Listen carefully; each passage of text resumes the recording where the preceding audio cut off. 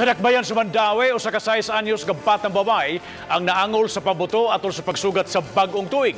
Apan gihulagway sa Mandaue City Police Office nga Malinawon ang Kinatibuk-an pagsugat sa Bag-ong Tuig sa mong dakbayan. Si Chona Carion sa report.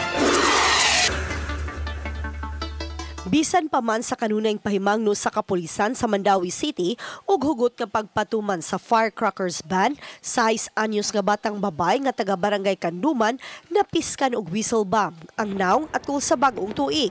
Nagpatambal sa Eversley Hospital ang panakagawas ra hinuon dayon. Siya ra pud mismo nagpabuto daw ang mga bata din na splinter lang sa iyang naong.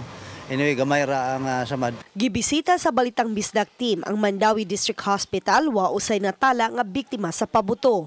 Wa usay natala nga mga biktima sa pabuto ang mga pribadong ospital nga nahimutang sa dakbayan. Bisan pa man sa duha ka insidente sa pagpanunggab ug usa ang natala nga biktima sa pabuto, gihulagway gihapon nga generally peaceful ang pagsugat sa Bag-ong Tuig sa Mandaue City.